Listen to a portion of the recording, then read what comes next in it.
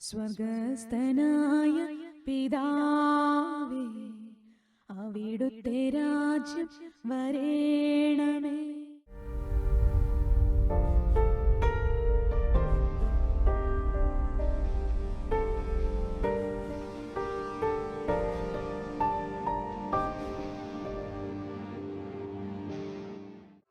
ഉത്ഥാനത്തിൻ്റെ ഈ ആഴ്ചകളിലൂടെ നാം കടന്നു വന്ന് കഴിഞ്ഞ ഞായറാഴ്ച സ്വർഗാരോഹണ തിരുനാൾ നമ്മൾ ഓർത്തു.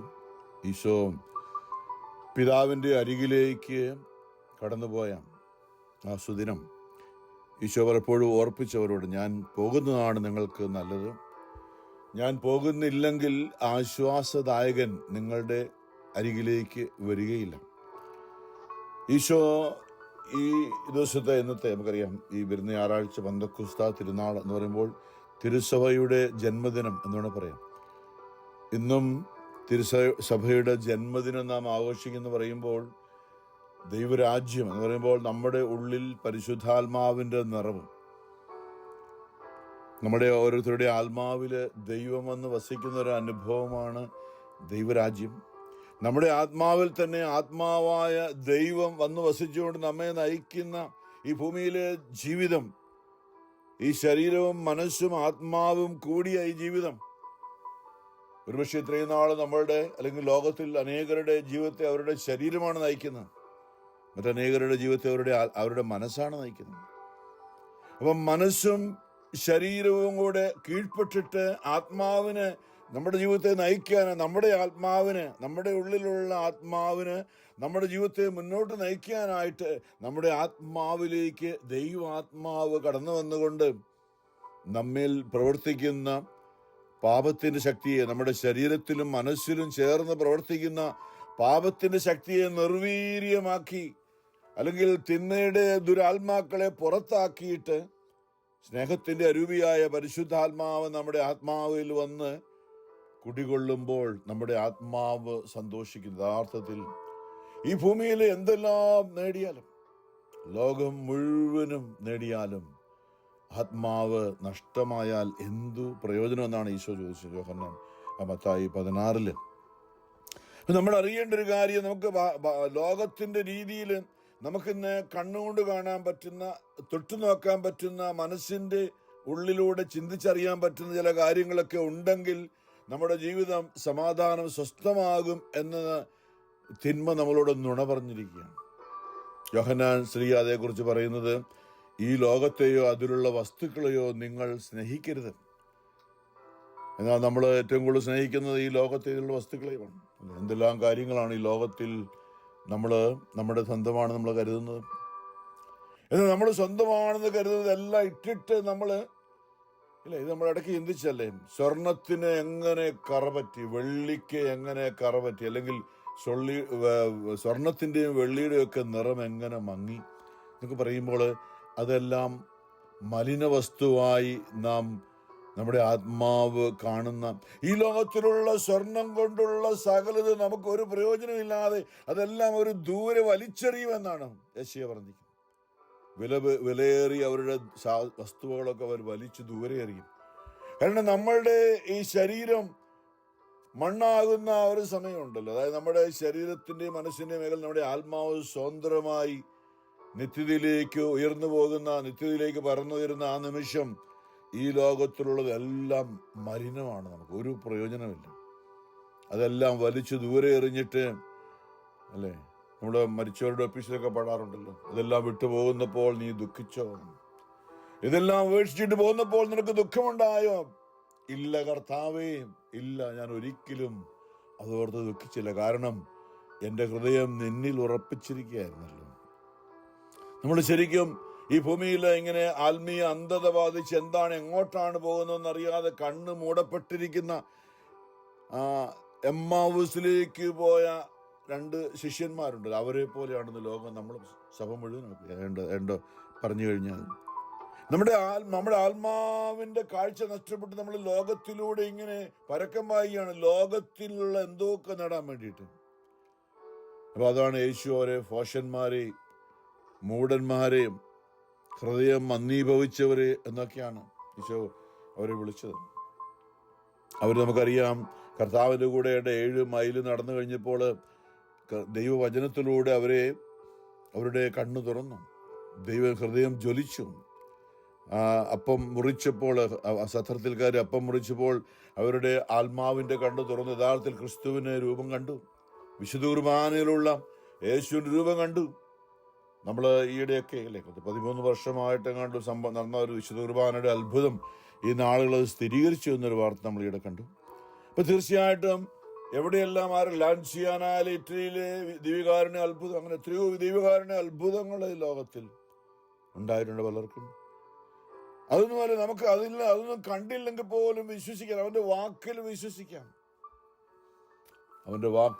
ഇന്ന് യോഹന്നാന്റെ സുവിശേഷം 17-ാമത്തെ അധ്യായത്തിൽ നിന്നും ഈശോ പ്രത്യേകിച്ചും നമുക്ക് ഓരോരുത്തർക്കും വേണ്ടി പ്രാർത്ഥിച്ചൊരു പ്രാർത്ഥനയെക്കുറിച്ചാണ്. അവനിൽ വിശ്വസിക്കുന്ന, അവനിൽ ആശ്രയിക്കുന്ന നമുക്ക് വേണ്ടി പ്രത്യേകമായി ഈശോ പ്രാർത്ഥിച്ചു. അല്ലെ, നമ്മൾ എവിടെയെല്ലാം യേശുവിൻ്റെ അവൻ്റെ കയ്യിൽ തറച്ച ആണികളാണെന്നൊക്കെ പറയുമ്പോൾ നമ്മളൊന്നും തൊട്ടു നോക്കിയിരുന്നെങ്കിൽ, അല്ലെ അവൻ്റെ ശരീരം പൊതിഞ്ഞ വസ്ത്രം അതൊന്ന് തൊട്ടിരുന്നെങ്കിൽ, അല്ലെ അവൻ മരിച്ചെടുത്ത് പോയി ഒന്ന് മുട്ടുകുത്തി അവിടെ മുത്തിയിരുന്നെങ്കിൽ എന്നൊക്കെ നാം ആഗ്രഹിക്കില്ലേ. അപ്പൊ നമ്മളിന്ന് പറയണം, യേശു നമുക്ക് ഓരോരുത്തർക്കുമായി പ്രത്യേകം ആത്മാവിൽ ഹൃദയം തുറന്ന് പിതാവിനോട് പ്രാർത്ഥിച്ച ഒരു പ്രാർത്ഥന, വ്യക്തിപരമായി നമ്മെ അറിഞ്ഞ ആ ഒരു ചിന്ത എത്രയോ ഉന്നതമാണ്. നമ്മളെ അവൻ അറിഞ്ഞു വ്യക്തിപരമായിട്ട്. 2000 വർഷം മുമ്പ് 2000 വർഷം മുമ്പ് നമുക്ക് വേണ്ടി, ഓരോരുത്തർക്കും വേണ്ടി അവൻ യേശു പിതാവിനോട് പറഞ്ഞ സംഭവമാണ്. യോഹന്നാന്റെ 17-ാമത്തെ 20 ഇന്നത്തെ സുവിശേഷം ആരംഭിക്കുന്ന അവർക്ക് വേണ്ടി, അപ്പസ്തോലന്മാരോട് കൂടി ഇരുന്ന് അവർക്ക് വേണ്ടി അവരോട് സംസാരിക്കുമ്പോൾ ഈശോ പറയണം, അവർക്ക് വേണ്ടി മാത്രമല്ല, അവരുടെ വചനം മൂലം എന്നിൽ വിശ്വസിക്കുന്നവർക്ക് വേണ്ടി കൂടിയാണ് ഞാൻ പ്രാർത്ഥിക്കുന്നത്. ഓരോ വിശ്വാസിക്കും വേണ്ടി യേശു വ്യക്തിപരമായി പ്രാർത്ഥിച്ചു. നമ്മളിത് അറിയണം. നമുക്ക് ഓരോരുത്തർക്കും വേണ്ടി ഈശോ വ്യക്തിപരമായി, അല്ലെ നമ്മൾ ആഗ്രഹിക്കുന്നത് യേശുവിനെ വ്യക്തിപരമായി, അല്ലെ നമ്മൾ കർത്താവിൻ്റെ തിരുശേഷിപ്പോഴോ അല്ലെങ്കിൽ നമ്മൾ പലയിടത്തും ചെല്ലുമ്പോൾ കാണാതെ നമ്മൾ എത്ര കൗതുകത്തോടെയാണല്ലേ, എത്ര ഭക്തിയോടെയാണ് നമ്മളതൊന്ന് തൊട്ടു നോക്കാൻ തൊടാൻ പറ്റില്ല പലതും. എന്നാൽ യേശു നമ്മുടെ ഹൃദയത്തെ തൊട്ടുകൊണ്ടാണ് പ്രാർത്ഥിച്ചത്.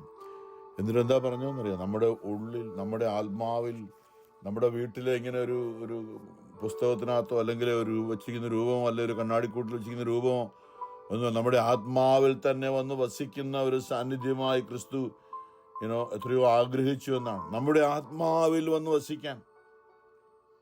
ഈശോ പറയാണ്, അവർക്ക് വേണ്ടി, എന്നാൽ അപ്പസ്തോലന്മാർക്ക് വേണ്ടി മാത്രമല്ല, അപ്പസ്തോലന്മാരുടെ വചനം മൂലം, നമ്മുടെ തോമാശ്ലീഹായുടെ വചനം മൂലം, അവനെ ലോകമെമ്പാടും അപ്പസ്തോലന്മാരുടെ വചനം കേട്ട്, അപ്പൊ അവിടുത്തെ അവർക്ക് വേണ്ടി മാത്രമല്ല, അവരുടെ വചനം മൂലം എന്നിൽ യേശുവിൽ വിശ്വസിക്കുന്നവർക്ക് വേണ്ടി കൂടിയാണ് ഞാൻ പ്രാർത്ഥിക്കുന്നത്. അതെ, നമുക്ക് വേണ്ടി, നിങ്ങൾക്ക് വേണ്ടി കൂടി ഈശോ പിതാവിനോട് പ്രാർത്ഥിച്ചതാണ്. അവരറിവ്, ഒരു ബോധ്യം നമ്മുടെ ഉള്ളിലുണ്ടാണ്. അവരെല്ലാവരും ഒന്നായിരിക്കാൻ വേണ്ടി ഏറ്റവും പ്രധാനപ്പെട്ടത് എന്തെല്ലാം ഭിന്നതകളല്ലേ, എത്ര ഒരുമിച്ചായിരുന്നൊക്കെ എവിടെയെല്ലാമാണ് സാത്താൻ കയറിയിട്ട് വിള്ളൽ വീഴ്ത്തി ബന്ധങ്ങൾ, സ്നേഹബന്ധങ്ങളൊക്കെ അകറ്റിക്കൊണ്ടുപോയി സാത്താൻ നമ്മൾ ഈ പാറ പൊട്ടിക്കുന്ന ഒരു വെടിമരുന്ന് നിറച്ചത് എക്സ്പ്ലോസീവ് വെച്ച് പൊട്ടിക്കുന്നത് പോലെ എന്തെല്ലാം നുണകളും എന്തെല്ലാം ലോകത്തിൻ്റെ കാര്യങ്ങളും നമ്മുടെ മനസ്സിലും ചിന്തകളിലും നിറച്ചിട്ട് നമ്മളെ വേർതിരിച്ച് പലരുമായിട്ടല്ലേ, ജനങ്ങളുമായിട്ടല്ലേ, ജനത്തിനെതിരായും രാജ്യത്തിനെതിരായും ഒന്നിച്ച് നിന്നിരുന്നവരാണ്. ഒരു കുടുംബത്തിൽ 5 പേർ നല്ല സ്നേഹമായിരുന്നു. ഒരു കുടുംബത്തിൽ 5 പേരുണ്ടെങ്കിൽ അത് ഭിന്നിച്ചിട്ട് 3 പേർ 2 പേർക്കും 2 പേർ 3 പേർക്കും എതിരായി നിൽക്കും. സാത്താന്റെ പ്രവർത്തനം മൂലം ഈശോ നേരത്തെ മുൻകൂട്ടി കണ്ടുകൊണ്ടാണ് പറഞ്ഞിരിക്കുന്നത്, വളരെ വ്യക്തമായിട്ട് നമ്മൾ അറിയണം. അതുകൊണ്ട് നമ്മൾ ഒന്നായിരിക്കാൻ ഓർക്കണം. നമ്മൾ ആ ഒരു കുടുംബമായിരിക്കാം, തിരുസഭയായിരിക്കാം, ലോകമെമ്പാടുള്ള ആകമാന ജനങ്ങളായിരിക്കാം, അല്ലേ. പിതാവേ അവിടുത്തെ രാജ്യം വരണമേ എന്ന് ഈശോ സ്വർഗസ്ഥനായ പിതാവിൽ പ്രാർത്ഥിക്കാൻ പറഞ്ഞു. പിതാവേ അവിടുത്തെ രാജ്യം വരണമേ, അങ്ങയുടെ ഹിതം സ്വർഗത്തിലെ പോലെ ഭൂമിയിലും ആകണമേ എന്ന് പറയുമ്പോൾ ഭൂമിയിലുള്ള എല്ലാവരുടെയും ഉള്ളിൽ ദൈവമായിരിക്കാൻ പിതാവിന്, അല്ലെങ്കിൽ നമ്മളിങ്ങനെയല്ലേ, നമ്മൾ ഏറ്റവും കൂടുതൽ സ്നേഹിക്കുന്നവരെ ഉള്ളിൽ ഓർത്തുകൊണ്ട് നടക്കുമല്ലേ. നമ്മൾ ഏറ്റവും അധികം സ്നേഹിക്കുന്നവർ നമ്മുടെ ഹൃദയത്തിൽ സൂക്ഷിക്കുന്നു പറഞ്ഞ പോലെ ലോകത്തിന്റെ മോഹങ്ങളൊക്കെ നമ്മുടെ ഉള്ളിൽ നിന്നും പുറത്തെറിഞ്ഞ് കളഞ്ഞിട്ട് നമ്മൾ പറഞ്ഞ പോലെ സ്വർണവും വെള്ളിയും ബാങ്ക് ബാലൻസും ഡിപ്പോസിറ്റും ഒക്കെ അതൊന്നും ഒരു പ്രയോജനമില്ല. നമ്മളിന്ന് അറിയാൻ നമുക്കുള്ളൊരു ടെൻഡൻസി അതാണ്. നമുക്കും നമ്മുടെ വരും തലമുറയ്ക്കും ഇനി പറയല്ല 4 തലമുറ വരെ സുഖമായി ജീവിക്കാനുള്ള സമ്പാദ്യം ഉണ്ടാക്കിയിട്ടെന്നൊക്കെ പറയുമ്പോൾ ഒരു പ്രയോജനമില്ല. അതൊന്നും പ്രയോജനപ്പെടാൻ പോകുന്നേയില്ല. ഒരു തലമുറ കഴിയുമ്പോൾ അതെല്ലാം ചിലപ്പോൾ നഷ്ടപ്പെട്ടു പോകാൻ സാധ്യതയുണ്ട്. പിന്നെ നമ്മൾ അറിയേണ്ടത് നമ്മുടെ ആത്മാവ്, അതായത് സ്വർണവും വെള്ളിയും കൊണ്ടല്ല. പത്രോസ് അന്ന് അപ്പോസ്തല പ്രവർത്തനങ്ങളിൽ 3 പറഞ്ഞതുപോലെ, നിനക്ക് തരാൻ എൻ്റെ കയ്യിൽ വെള്ളിയോ സ്വർണമോ ഇല്ല, എന്നാൽ എനിക്കുള്ളത് ഞാൻ നിനക്ക് തരുന്നു. നസ്രായനായ യേശുവിനെ ഞാൻ നിനക്ക് തരുന്നു. എൻ്റെ ഉള്ളിൽ ഇപ്പോൾ നസ്രായനായ യേശുവാണ്. അവനെക്കുറിച്ചുള്ള ചിന്തകളാണ്, അവനിലുള്ള വിശ്വാസമാണ്.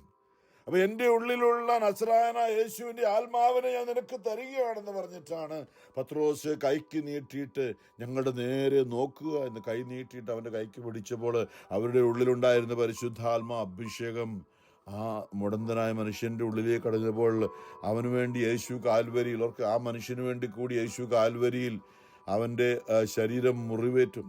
ഈ ജന്മനാ മുടന്തനായിരുന്ന ആ മനുഷ്യൻ്റെ മുടന്ത് യേശുവിൻ്റെ കാലിൻ്റെ വീഴ്ചയിൽ മുട്ടുപൊട്ടി പലപ്പോഴും കുരിശുമായി പോയപ്പോൾ യേശുവിൻ്റെ കാല് മുടന്തുള്ളതായി തീർന്നു. കുരിശുമായി പോകുമ്പോൾ ഈ മുടന്തൻ എഴുന്നേക്കാൻ വേണ്ടിയിട്ട് എന്റെയും നിങ്ങളുടെയും ശരീരത്തിന്റെ രോഗങ്ങളും ജീവിതത്തിന്റെ ഭാരങ്ങളും അവൻ അതേപടി വഹിച്ചതാണ്.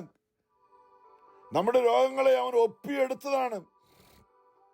നമ്മുടെ ജീവിത പ്രശ്നങ്ങളെ അവൻ ഒപ്പിയെടുത്തതാണ്. അവൻ ജീവിതത്തിൽ ഈ ഭൂമിയിൽ വന്ന് 33 വർഷം ജീവിച്ചപ്പോൾ വ്യക്തിപരമായി നമ്മുടെ പേര് പറഞ്ഞുകൊണ്ട് ഏറ്റവും ഒടുവിൽ കുരിശിൽ കിടക്കുമ്പോൾ, യെശയ്യാ 53 പറയുന്നില്ല, അവൻ കുരിശിൽ കിടക്കുമ്പോൾ തൻ്റെ സന്തതി പരമ്പരകളെ കണ്ട് സന്തോഷിച്ചു എന്ന് പറഞ്ഞു. യെശയ്യാ 53 പറയുന്നു. അപ്പൊ തന്റെ സഹനത്തിലൂടെ മനുഷ്യവർഗത്തിന്റെ സകല കുറവുകളെ അവൻ തന്റെ ശരീരത്തിലേക്ക് മുറിവുകളായി, വേദനയായി, സഹനമായി അതാണ് അവന്റെ സഹനം. അതാണ് പാഷൻ ഓഫ് ക്രൈസ്റ്റ് എന്ന് നാം പറയുന്നത്. അവന്റെ പീഡാസഹനം എന്ന് പറയുന്നത്, ഈശോ മിശിഹായുടെ അതിദാരുണമായ പീഡാസഹനം എന്ന് പറയുന്നത് നമ്മുടെ മനുഷ്യവർഗം മുഴുവന്റെയും പാപങ്ങളും ശാപങ്ങളും രോഗങ്ങളും അവന്റെ മേൽ അവൻ ഏറ്റെടുത്തപ്പോൾ അവൻ രോഗിയായി മാറി. അവൻ അനേകരെ രോഗത്തിൽ നിന്നും വിടുവിച്ചു. എന്നാൽ ഇപ്പോൾ ഇതെല്ലാം കൂടെ അവന്റെ മേൽ വന്നു. അവൻ ഭൂമിയിൽ 3 വർഷം ചെയ്ത ശുശ്രൂഷയിൽ ആരൊക്കെ കുഷ്ഠരോഗിയെ അല്ലെ പലപ്പോഴും പറഞ്ഞിട്ടുണ്ട്, കുഷ്ഠരോഗിയെ അവന്റെ പുറകിൽ വന്ന്, കുഷ്ഠരോഗിക്ക് സമൂഹത്തിൽ വരാൻ അനുവാദമില്ല. ദൂരെ മാറി നടന്നോണം. ഞാൻ അശുദ്ധനാണെന്ന് വിളിച്ചു പറഞ്ഞുകൊണ്ട് നടക്കണം. അങ്ങനെ നടന്ന കുഷ്ഠരോഗിയുടെ ശരീരത്തിൽ നിന്ന് അവന്റെ മാംസകഷ്ണങ്ങളും മുഖത്ത് മൂക്കും ചുണ്ടുമൊന്നും ഇല്ല, അടന്നുപോയി കുഷ്ഠരോഗം വന്നിട്ട്.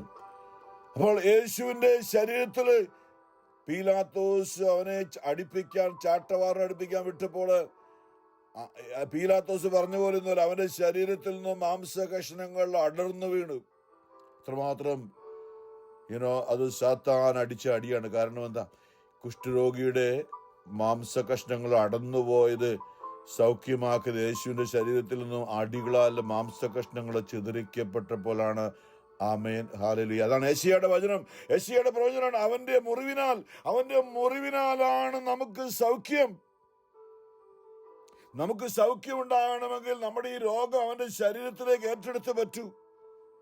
അതാണ് അവന്റെ കഷ്ടാനുഭവം, അതാണ് അവന്റെ പീഡാസനം, അതാണ് അവന്റെ ശരീരത്തിലെ മുറിപ്പാടുകൾ മുഴുവനും. ഈ ലോകമെമ്പാടുമുള്ള യേശയ്യാ 52 53 പറയുന്നുണ്ടല്ലോ, അവനെ കണ്ടവർ അമ്പരന്ന് പോയി. മനുഷ്യൻ്റെതായിരുന്നില്ല അവന്റെ രൂപം, അവൻ വിരൂപനാക്കപ്പെട്ടു. ശിരസ് മുതൽ പാദം വരെ ചതവും മുറിവുമുള്ള ശരീരമായി. കാരണം യെശയ്യാ തന്നെ പറയുന്നുണ്ട് 1 നിങ്ങളുടെ ശരീരം മുഴുവനും ചതവും മുറിവുമായിട്ട്, എന്നിട്ടും എന്തേ നിങ്ങൾ തിരിച്ചു വരാത്തതെന്നു. ഇത്രമാത്രം സാത്താനാൽ ചതയ്ക്കപ്പെട്ട നമ്മളുടെ ചതവുകൾ മുഴുവനും അവൻ്റെ ശരീരത്തിലേക്ക് അവൻ ഏറ്റെടുക്കുകയായിരുന്നു അവൻ്റെ പീഡാസന സമയത്ത്. അങ്ങനെയാണ് നമ്മുടെ ശരീരത്തിലെ രോഗങ്ങൾ അവൻ ഏറ്റെടുത്തപ്പോഴാണ് നമുക്ക് സൗഖ്യം വന്നത്. അതുകൊണ്ട് നമ്മൾ മനസ്സിലാക്കണം, ഈ ലോകത്തിൽ നമുക്ക് അനേകം ഹോസ്പിറ്റലുകളുണ്ട്, നല്ല ഡോക്ടേഴ്സുണ്ട്, നല്ല മരുന്നുകളുണ്ട്. പക്ഷെ സൗഖ്യം എപ്പോഴും യേശു ക്രിസ്തുവിലൂടെ മാത്രമാണ്. നമ്മൾ അറിയണം അല്ലേ? നമ്മളെപ്പോഴും പറഞ്ഞു, യേശു അന്ന് ഇസ്രായേൽ മക്കളെ 25 ലക്ഷം ആൾക്കാർ മരുഭൂമിയിലൂടെ ഈജിപ്തിൽ നിന്നും വാഗ്ദാന ദേശത്തേക്ക് യാത്ര ചെയ്യുമ്പോൾ അന്നും പറഞ്ഞതാണ്. ഈ കർത്താവ് തന്നെ, യേശു തന്നെ പറഞ്ഞു, എന്താ അന്ന് അവിടെ ഡോക്ടർമാരില്ല, മരുന്നില്ല, ഹോസ്പിറ്റലൊന്നുമില്ല, മരുഭൂമി മാത്രം. അവിടെ അവരോട് പറഞ്ഞു, പുറപ്പാട് 15:26, ഞാൻ നിങ്ങളെ സുഖപ്പെടുത്തുന്ന കർത്താവാണ്. ഞാൻ നിങ്ങളെ സുഖപ്പെടുത്തുന്ന കർത്താവാണ്. ഉള്ളവരെയും ഇന്ന് ഡോക്ടറും മരുന്ന് വഴിയും ഏതെല്ലാം രീതിയിലും സൗഖ്യമാണ്, അതെല്ലാം യേശു നൽകിയ സൗഖ്യമാണ്. കാരണം യേശുവിൽ വിശ്വസിക്കാത്തവർക്ക് അത് ഡോക്ടറുടെ കരങ്ങളിലൂടെയാണ് കിട്ടേണ്ടത്. യേശുവിനെ അറിയാത്തവർക്ക് അത് മരുന്നിലൂടെയാണ് കിട്ടേണ്ടത്. രോഗികൾക്കാണ് വൈദ്യനെ കൊണ്ട് ആവശ്യം. അനേകർക്ക് യേശുവിനെ അറിയാത്തത് കൊണ്ട് അനേകർ നശിച്ചു പോകാതിരിക്കാൻ വേണ്ടി ദൈവത്തിൻ്റെ വലിയ കരുണയാണ് മരുന്നും വലിയ വലിയ ഹോസ്പിറ്റലുകളും ഡോക്ടർമാരൊക്കെ. അല്ലാതെ അത് യേശുവിന് പകരമായിട്ടുള്ളതല്ല, അത് യേശു നൽകിയത് തന്നെയാണ്. പുറപ്പാടിൽ നമ്മൾ വായിക്കുന്നത്, അന്ന് വെള്ളം കുടിക്കാൻ മരുഭൂമിയിൽ വെള്ളം കിട്ടാവുന്നപ്പോൾ ഒരു തടിക്കഷ്ണം വിട്ടുകൊടുത്തു. മോശ കരഞ്ഞപ്പോൾ ജനം കൂടി വെള്ളം വെച്ചപ്പോൾ മോശ പ്രാർത്ഥിച്ചപ്പോൾ കർത്താവ് ഒരു മരത്തിൻ്റെ കമ്പ് കാണിച്ചു കൊടുത്തു. അത് ഒടിച്ച വെള്ളത്തിലിടാൻ പറഞ്ഞപ്പോൾ അത് ഇട്ടപ്പോൾ ആ വെള്ളം മധുരിച്ച് അവർ കുടിക്കാൻ പറ്റിയ വെള്ളമായി മാറി. ആ മരക്കഷ്ണം യേശുവിൻ്റെ കുരിശ് തന്നെയാണ്. പിന്നെയുള്ളവരെ, നമ്മളിത് അറിയണം. അബ്രാഹത്തിൻ്റെ മകൻ ബലിയർപ്പിക്കപ്പെടാൻ വേണ്ടി ആ മലയുടെ മുകളിൽ അവന് ആ ബലിപീഠത്തിന്മേൽ കെട്ടപ്പെട്ട് ഇവിടെ കിടക്കുമ്പോൾ കത്തി എടുത്ത് ഉയർത്തി അവനെ വെട്ടാൻ തുടങ്ങിയപ്പോൾ സ്വർഗത്തിൽ നിന്നും അരുത് അരുത് അരുത് അരുത്, അവൻ്റെ മേൽ കൈവയ്ക്കരുത്. അപ്പോൾ ബലി നടന്നേ പറ്റൂ. അപ്പോൾ അബ്രാഹം ഇസഹാക്ക് നോക്കിയപ്പോൾ ആ മരച്ചില്ലകൾക്കിടയിൽ കൊമ്പ് ഉടക്കി കിടക്കുന്ന ഒരു കുഞ്ഞാട്. അത് യഥാർത്ഥത്തിൽ കാൽവരി കുരിശിൽ, ആ കുരിശു മരത്തിൽ ആണികളിൽ ഉടക്കി കിടക്കുന്ന യേശുക്രിസ്തു തന്നെയാണ് അന്ന് മുൻകൂട്ടി അബ്രാഹത്തിന്റെ മകന് പകരമായി ബലിയർപ്പിക്കപ്പെട്ടത്. യേശുവിന്റെ ആ കാൽവരിയാണ് അവിടെ കാണിച്ചു കൊടുത്തത്. ആ ആടിനെ എടുത്ത് അവർ ബലിയർപ്പിച്ചു. യേശുക്രിസ്തുവിന്റെ ബലിയുടെ യോഗ്യത ഇസഹാക്കിന് കിട്ടിയെന്നാണ്. നമ്മളിത് അറിയണം. അവനില്ലാതെ അന്നും ഇന്നും എന്നും അവനെ കൂടാതെ ഒന്നും ഉണ്ടായിട്ടില്ല, എല്ലാം അവൻ മൂലം ഉണ്ടായി. യേശു തന്നെ പറഞ്ഞു, ഞാൻ ആദ്യനും അന്ത്യനുമാണ്, ഞാൻ ആൽഫായും ഒമേഗയുമാണ്, ആദ്യം മുതലേ ഞാൻ ഉണ്ടായിരുന്നു. എന്നിലൂടെ യോഹന്നാൻ ശ്ലീഹ പറയണം, അവനിലൂടെ എല്ലാം ഉണ്ടായി, ഒന്നും അവനെ കൂടാതെ ഉണ്ടായിട്ടില്ല. പ്രിയമുള്ളവരെ, നമ്മളിന്ന് ഈ പരക്കം പാച്ചിലുണ്ടല്ലോ, നമ്മൾ എന്തൊക്കെയോ വെട്ടി പിടിക്കാൻ വേണ്ടിയുള്ള ഓട്ടമാണ്. ഞാൻ പറയും, നമ്മൾ പണ്ടേ അവനെ ഒന്ന് ഹൃദയത്തിൽ പൂർണ്ണമാക്കിയിരുന്നെങ്കിൽ നമുക്ക് ഈ പ്രശ്നമൊന്നും ഉണ്ടാകത്തില്ലായിരുന്നു.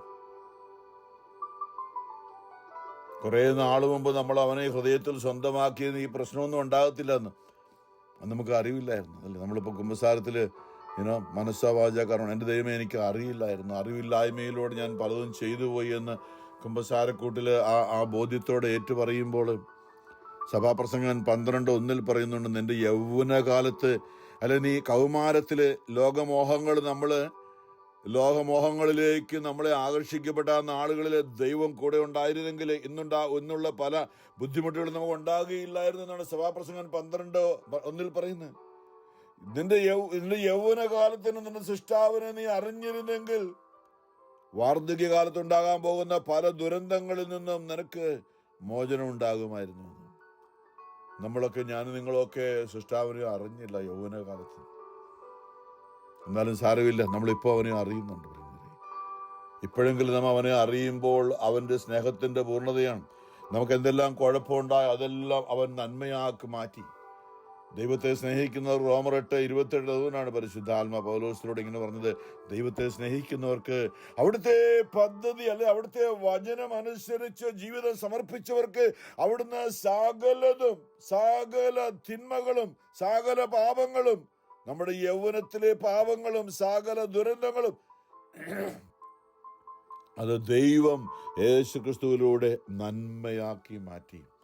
അതിനാണ് യേശു പറഞ്ഞു, ഞാൻ വന്നത് നീതിമാന്മാരെ തേടിയല്ല, ഞാൻ വന്നത് പാപികളെ തേടിയാണ്. ഇന്ന് ഞാനും നിങ്ങളും ഒക്കെ കർത്താവിൻ്റെ നാമത്തിൽ സന്തോഷിക്കുമ്പോൾ നമ്മെ തേടി വന്നതുകൊണ്ടാണ്. ഇന്ന് പ്രത്യേകിച്ച് അവൻ നമുക്ക് വേണ്ടി പ്രത്യേകം പ്രാർത്ഥിച്ചത് കൊണ്ടാണ്. 2025 ഇന്ന് ഈ പ്രയർ ലൈൻ വന്നിരിക്കുന്ന നമുക്ക് വേണ്ടി കൂടി യേശു പ്രാർത്ഥിച്ചു എന്നാണ് പറയുന്നത്. നമ്മളത് അറിയണം. ചുമ്മാ നമ്മളിങ്ങനെ ലോകത്തെ സാത്താൻ പറയുന്നതും കേട്ടുകൊണ്ട് അവൻ്റെ പിന്നാലെ ഓടരുത്. വലിയൊരു മേഖലയാണിത്. നമ്മൾ അവനിൽ വിശ്വസിക്കണം. മനുഷ്യരിൽ ആശ്രയിക്കുന്നേക്കാൾ നമുക്കെല്ലാം പറയാൻ മനുഷ്യരുടെ മല്ലേ, അവർ ചെയ്തില്ല, അല്ല അവരിങ്ങനെ ചെയ്തുകൊണ്ട്, അല്ല ഇവരിങ്ങനെ ചെയ്തുകൊണ്ടാണ്, അവർ ചെയ്തില്ലാത്തതുകൊണ്ടാണ് ഞാൻ ഇങ്ങനെ ആയിരിക്കുന്നത് എന്ന് പറയരുത്. അതാണ് വചനം പറയുന്നത്, നിങ്ങൾ മനുഷ്യരിൽ ആശ്രയിക്കുന്നതിനേക്കാൾ നല്ലത് ദൈവത്തിൽ ആശ്രയിക്കുകയാണ്. അപ്പനും അമ്മയും നിന്നെ കൈവിട്ടാലും കർത്താവ് കൈവിടും. ഇതൊക്കെ വചനം പറയുമ്പോൾ ഇതൊക്കെ ഉള്ള കാര്യമാണ്. നമ്മളത് അതിലേക്ക് നമ്മുടെ ചിന്ത കൊണ്ട്, പ്രത്യേകിച്ച് ഈ ഞായറാഴ്ച പെന്തക്കോസ്താ തിരുനാൾ വരുമ്പോൾ ഹൃദയം തുറന്ന് ആഗ്രഹിക്കണം, ദൈവമേ ഒന്നും ഇല്ലെങ്കിലും കുഴപ്പമില്ല, നിൻ്റെ ആത്മാവ് എൻ്റെ ഉള്ളിലുണ്ടായിരിക്കണമേ കർത്താവ്, വേറൊന്നുമില്ല.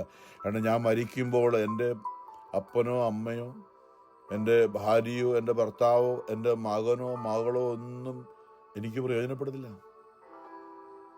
നമുക്കിന്ന് അവരെക്കുറിച്ച് സന്തോഷമുണ്ടല്ലോ, അവർ നമ്മുടെ കൂടെയുണ്ട്, എന്തെല്ലാം ഇല്ല.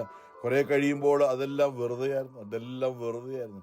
പ്രായമായി ഒരു കുറേ കഴിഞ്ഞ് പറയും നമ്മളൊക്കെ ഇതൊക്കെ വെറുതെ ആയിരുന്നു, മക്കളൊക്കെ ഉണ്ടെന്ന് എന്താ പ്രയോജനം എന്നൊക്കെ പറയുന്ന ആൾക്കാർ. ഞാനത് പറയുന്നത് അങ്ങനെ ഒരു വിപരീതമായിട്ട് പറയല്ല കേട്ടോ. നമ്മൾ ആശ്രയം വെച്ചിരുന്നതുകൊണ്ടല്ലോ ഒന്നും ഒരു പ്രയോജനം ഇല്ല എന്ന് പറയുന്ന ഒരു സമയമുണ്ട്. കാരണം എന്താ, ദൈവത്തിന് മാത്രം, മറ്റൊരുവനിലും രക്ഷയില്ല. രാജാവിലോ മന്ത്രിയിലോ നമ്മളെ സഹായിക്കുമെന്ന് പറയുന്നില്ല, ഒരു രക്ഷയില്ല.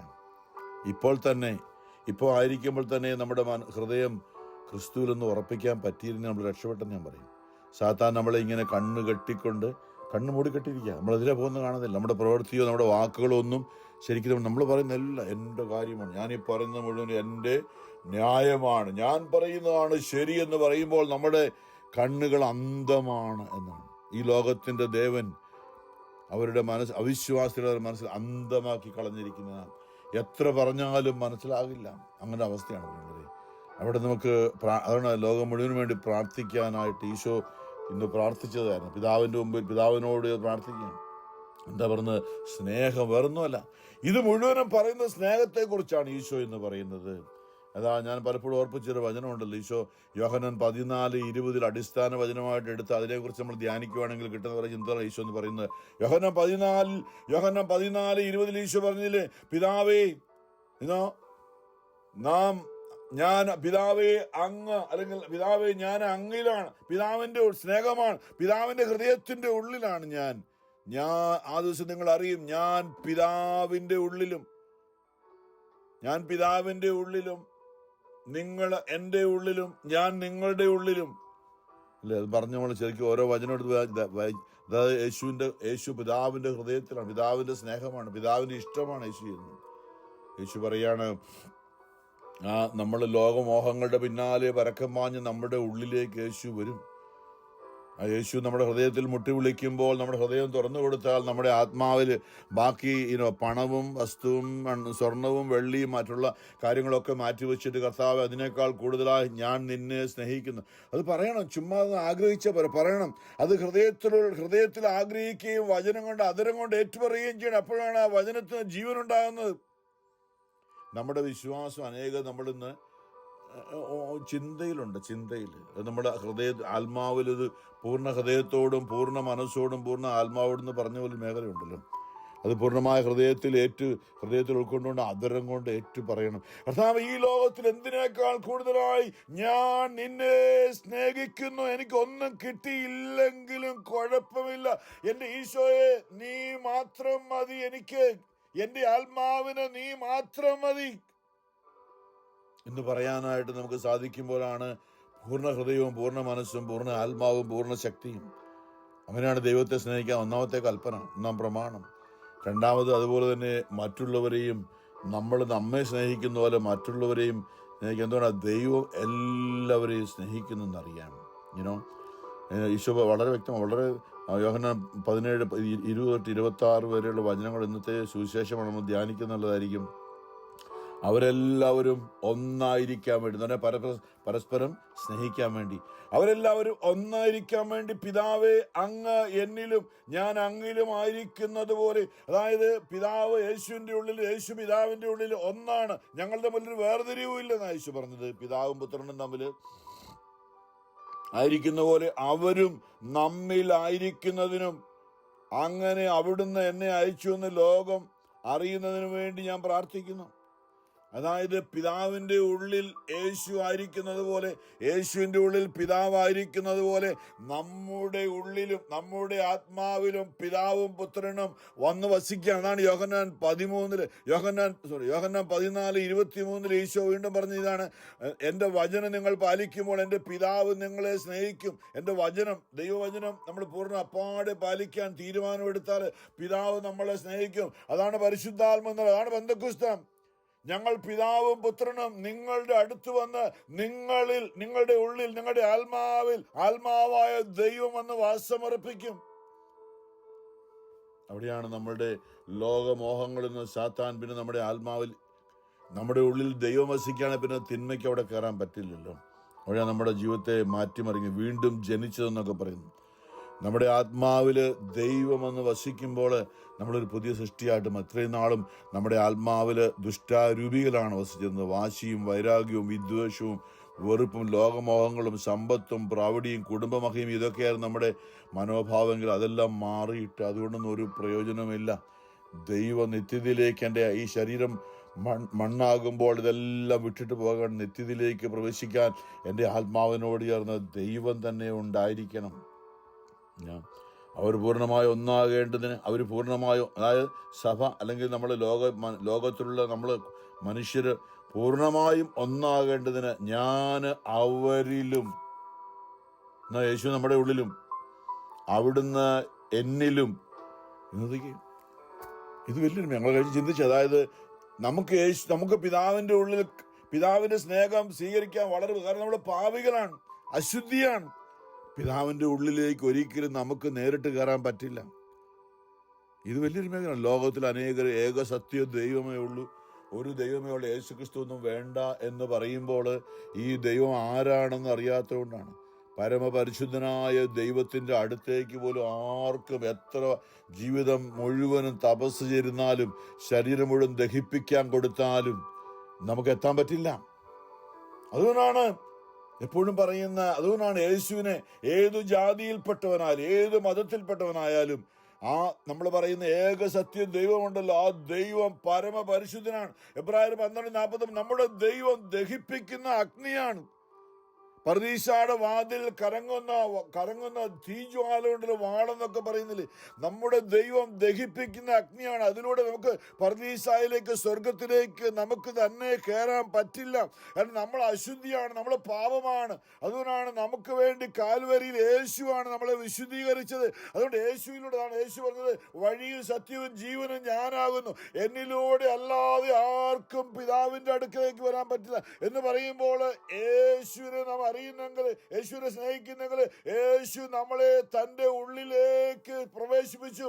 യേശു നമ്മളെ പാപികളെ നമ്മെ സ്നേഹിച്ചു, പാപത്തെ വെറുത്തുകൊണ്ട് പാപികൾ നമ്മുടെ ഉള്ളിലെ ആത്മാവിനെ നാം പാപം ചെയ്തപ്പോൾ യേശു നമ്മെ സ്നേഹിച്ചുകൊണ്ട് യേശു നമ്മളെ തൻ്റെ ഹൃദയത്തിൻ്റെ ഉള്ളിലാക്കി നമ്മെ സ്നേഹിച്ച് നമുക്ക് ഒറ്റയ്ക്ക് പിതാവിൻ്റെ ഉള്ളിലേക്ക് കയറാൻ പറ്റാത്തത് കൊണ്ട് യേശു തൻ്റെ ഉള്ളിലേക്ക് നമ്മളെ സ്വീകരിച്ചുകൊണ്ട് യേശു പിതാവിൻ്റെ ഉള്ളിലേക്ക് കയറിയപ്പോൾ നമ്മളും പിതാവിൻ്റെ ഉള്ളിലാണ്. മറ്റൊരുവനിലും രക്ഷയില്ല. യേശുവിൻ്റെ ഉള്ളിൽ നാം ആകാതെ നമുക്ക് ഈ ഏക സത്യ ദൈവം, എല്ലാ മതങ്ങളും ഒറ്റ ദൈവമുള്ളൂ.